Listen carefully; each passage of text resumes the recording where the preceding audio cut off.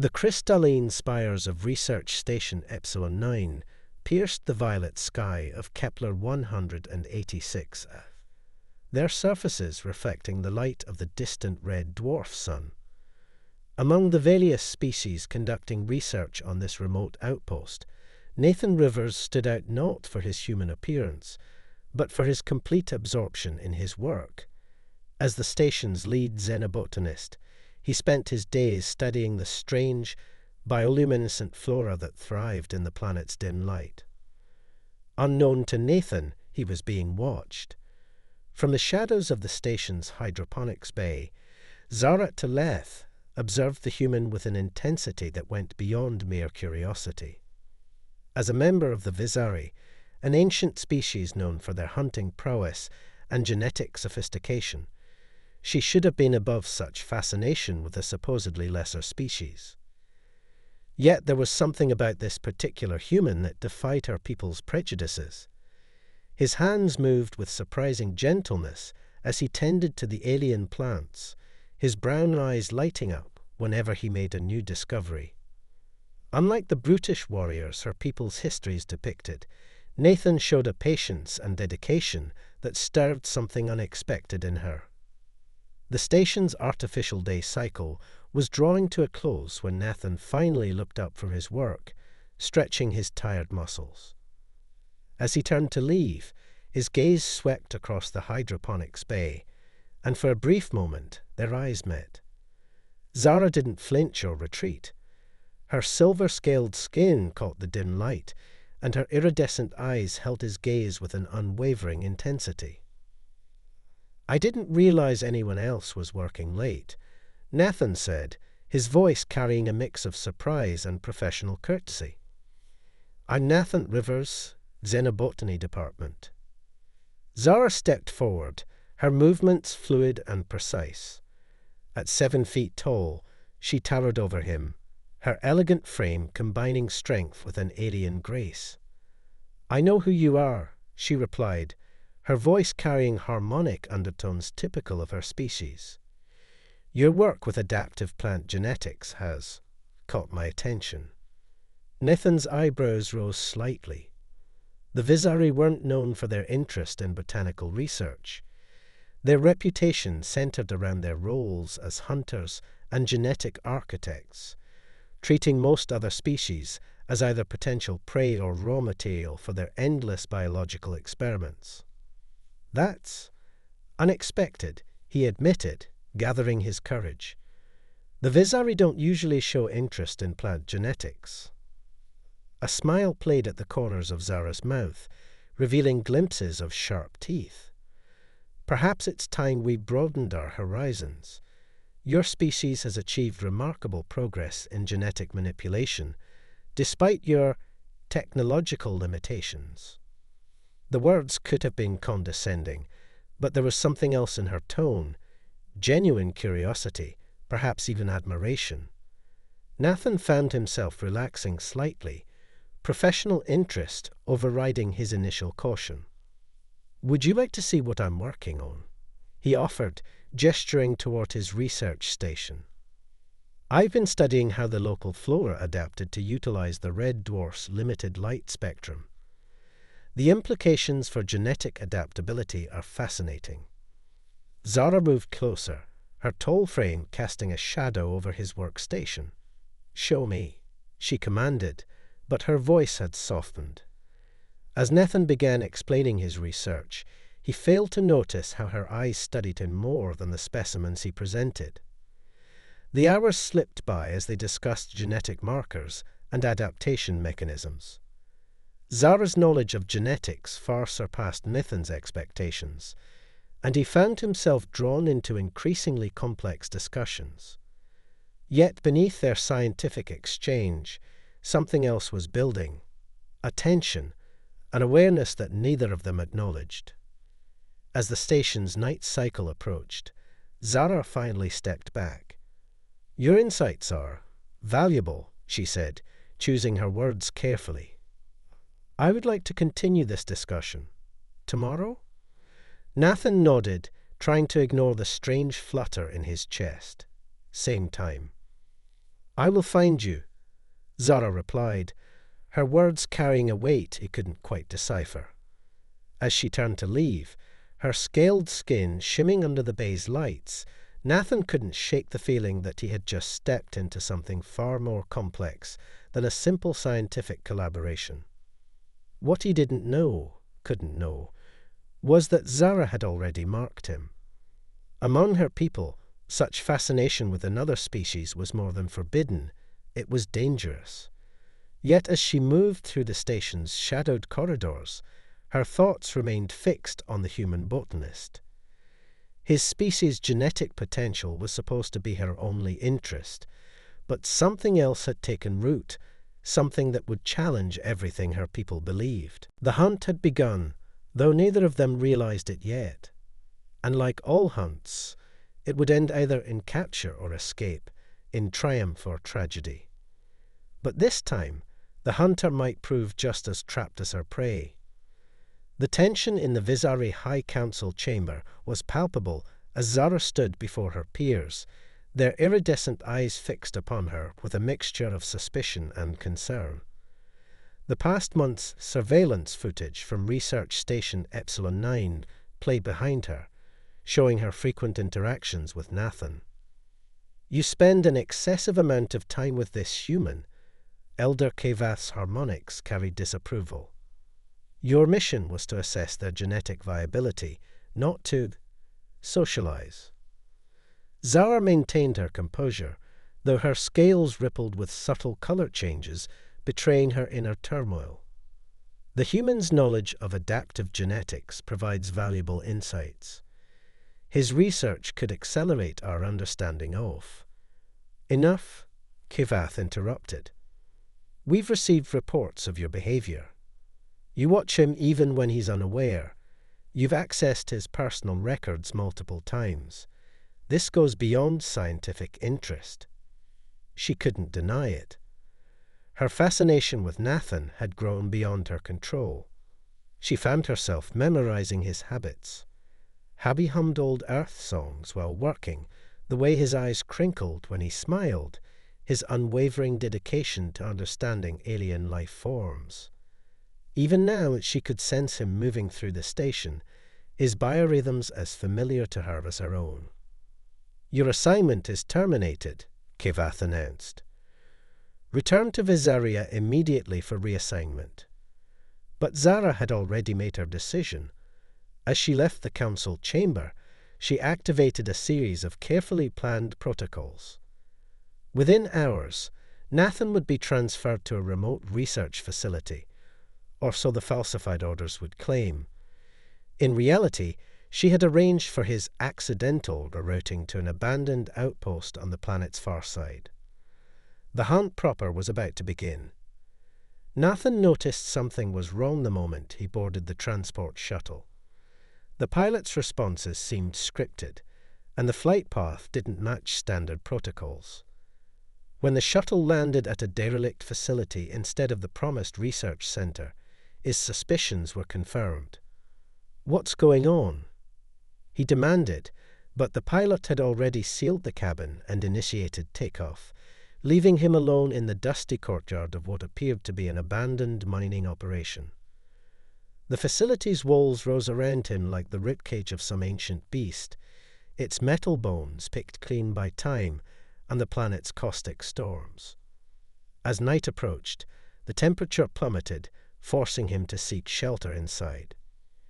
He found the interior surprisingly functional, emergency power still running, basic life support online.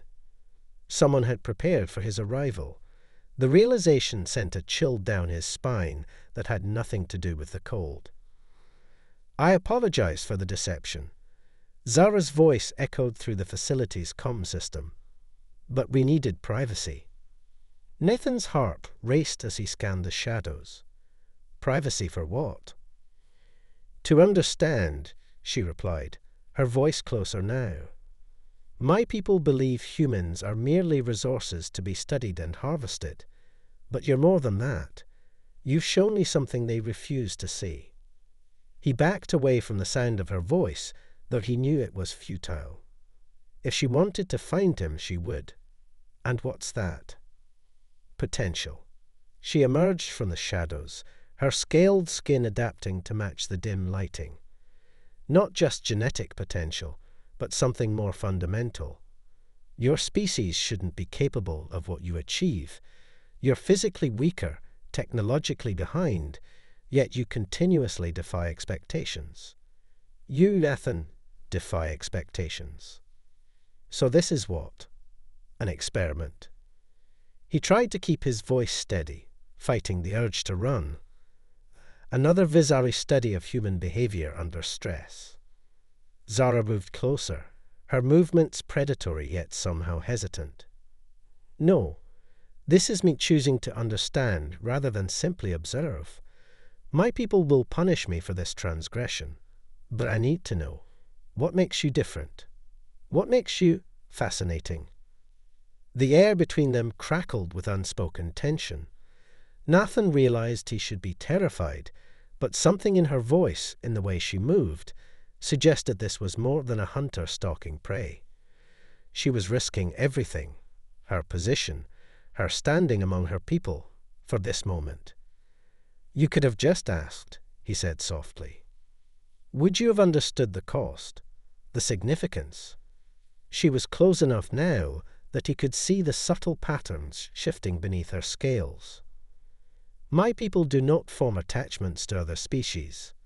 We hunt them, study them, sometimes preserve them, but we never. She trailed off, her hand reaching out but stopping just short of touching him. Nathan found himself holding his breath, caught between fear and something else entirely, something that made his pulse race for entirely different reasons. Never what? He whispered. The facility's lights flickered, casting strange shadows across Zara's alien features. In that moment, both of them knew they had crossed a line that could never be uncrossed. The hunter had become as much a prisoner as her prey, trapped by emotions her species had long ago decided to abandon. And somewhere above them, in the station they'd left behind, alarms were already beginning to sound. The storm outside the abandoned facility intensified, its howling winds matching the turmoil within. Nathan sat across from Zara in what had once been a control room, watching as she manipulated a holographic display showing complex genetic sequences. Our species is dying, she said finally, her voice carrying harmonics of deep sorrow. Each generation, fewer Vysari children survive to maturity. Our genetic diversity is failing. The hologram shifted, showing 2 DNA helixes side by side, one human, one Vysari. But humans, your genetic adaptability is unprecedented. You evolve and change at rates that shouldn't be possible. Even now, your DNA is responding to this planet's environment, making subtle adjustments. That's why you've been studying me, Nathan realized, pieces falling into place. But why the secrecy? Why not approach officially? Zara's scales darkened with emotion. The Council believes in purity.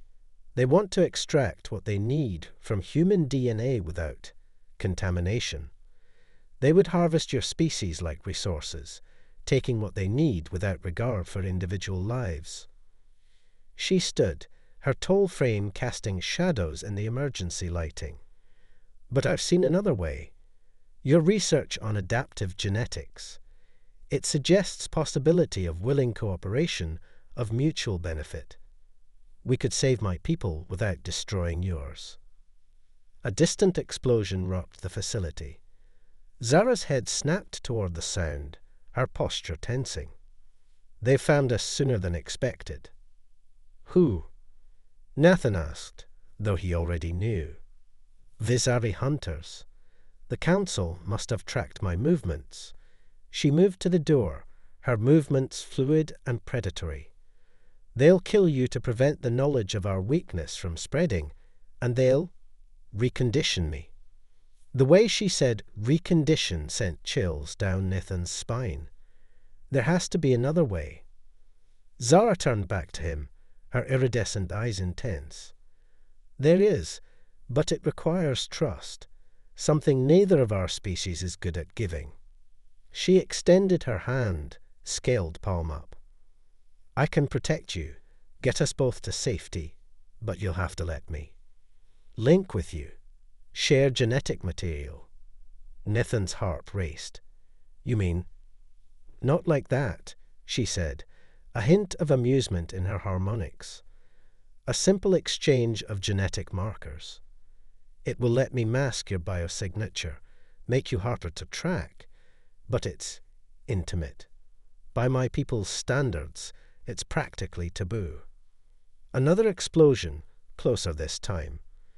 The choice was made for them as heavy footsteps echoed through the facility's corridors.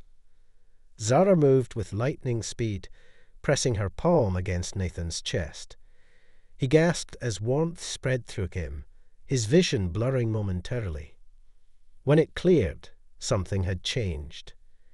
He could feel her presence in his mind, a ghost of awareness that shouldn't have been possible. More than that, he could sense the hunters approaching, their predatory focus radiating through the facility. "What did you do?" he whispered. "Gave us a chance," she replied, her voice both in his ears and his mind. "Now run." They fled deeper into the facility, using their new connection to move in perfect synchronization. Through their link, Nathan could feel Zara's determination, her fear, and something else, a deep protective instinct that surprised them both with its intensity. Behind them, the hunters closed in, their footsteps echoing through the metal corridors. But with each step, Nathan and Zara's movements became more coordinated, more fluid. Human adaptability merged with Vysari precision, creating something entirely new.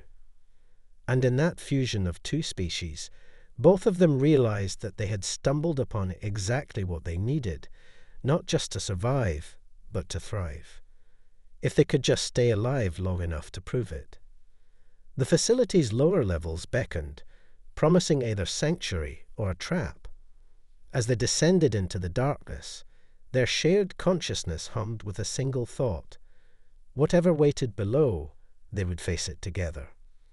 The deepest level of the facility housed an unexpected sanctuary, an ancient Vysari research lab, abandoned but still functional. As Nathan and Zara sealed the heavy doors behind them, their shared consciousness buzzed with the implications of what they'd discovered. Through their genetic link, Nathan could feel Zara's recognition of the equipment around them. This was a rogue research station, she explained, both verbally and mentally. Vysari scientists who believed in cooperation rather than exploitation. They were branded heretics. The lab's systems hummed to life under Zara's touch, holographic displays filling the air with genetic data. Through their connection, Nathan understood the complex sequences without needing translation. They were working on willing genetic exchange, he realized, a way for species to share beneficial traits without harm. The pounding of hunter footsteps above them grew louder. Zara's scales rippled with urgency as she interfaced with the lab's systems. The genetic link we shared, it's already producing unexpected results. Your DNA is adapting to incorporate Vysari traits, and mine is becoming more flexible, more human. Nathan could feel it too. Enhanced awareness, faster reflexes, while Zara's movements had become more fluid, less rigidly predatory. They were becoming something new, something that proved cooperation was possible. A massive blast shook the ceiling. Dust rained down as the hunters began cutting through the facility's levels. Zara's fingers flew across the controls, documenting their transformation. If we can prove this works, if we can show that willing exchange creates better results than harvesting. They'll never let us present the evidence, Nathan said, knowing it was true. Through their link, he could feel the hunter's determination. They had orders to eliminate all traces of this heresy. Zara's mental presence surged with sudden decision. Then we make ourselves the evidence." She turned to face him, her iridescent eyes intense. "The link we shared. We can make it permanent, complete the transformation, become living proof that our species can do more than just hunt and harvest." The implications staggered him. It would change us both. Forever. Yes, her scaled hand found his. But perhaps that's exactly what both our species need. The ceiling groaned as the hunters drew closer. They had moments to decide. Through their link, emotions and thoughts flowed freely. Fear, hope, determination, and something deeper that neither of them had dared name. "How?" Nathan asked. Zara's mind showed him. A process using the lab's equipment, binding their genetic codes permanently. It would hurt. It might kill them. But if it worked. The first hunter broke through the ceiling. Without further hesitation, they moved to the central platform. As Zara initiated the sequence, their minds merged completely. Pain lanced through them both as their DNA began to rewrite itself. The hunters poured into the lab, weapons raised, but stopped short at what they saw. Energy coursed around the platform as two beings became something else entirely. The last thing Nathan and Zara heard before consciousness faded was the sound of astonished voices calling for the council. They had become the one thing the Vysari couldn't ignore, proof that change was not only possible but necessary. As darkness took them, their shared mind held a single thought. Whatever they awakened as, they would face it together. The Vysari High Council chamber fell silent as Nathan and Zara stood before them, their transformed appearances drawing gasps of shock and wonder. Their bodies had become perfect hybrids. Nathan's frame now carried the height and strength of the Vysari, his skin shimmering with subtle scales, while Zara's rigid predatory features had softened, gaining human adaptability without losing their alien grace. "Impossible," Elder Kuvath whispered, but the evidence stood undeniably before them.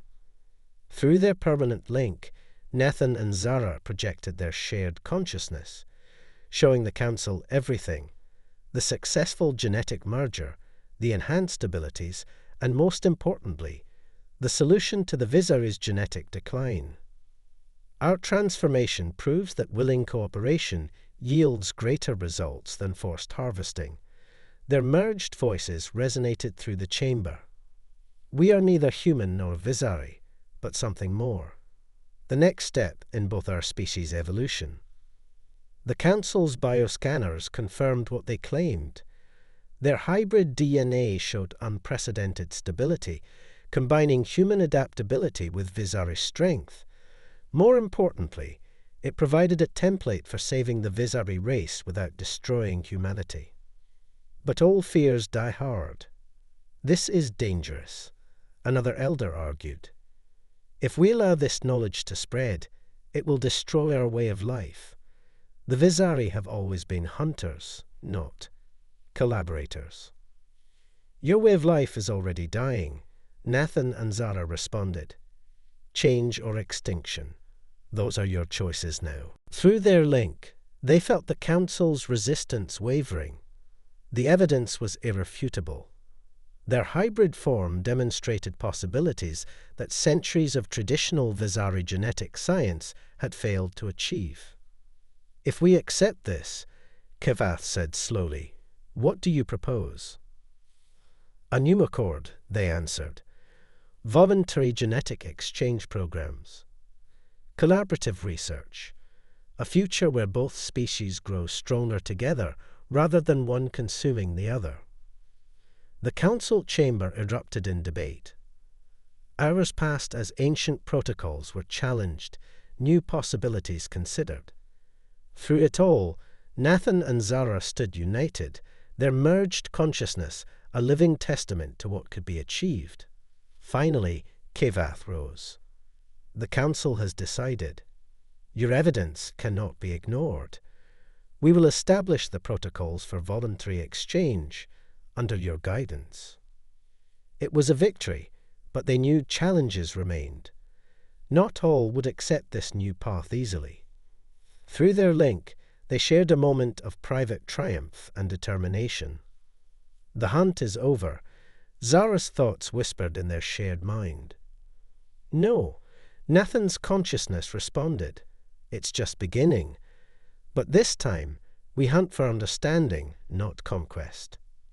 Together, they turned to face their future, neither human nor Vysari, but pioneers of a new way forward. Their obsession had not just changed them, it had changed the destiny of two species. As they left the council chamber, their hybrid forms casting long shadows in the alien light, they knew their story would be told for generations. The tale of how a forbidden obsession had become the key to salvation, and how the hunter and prey had together become something greater than either could have imagined alone.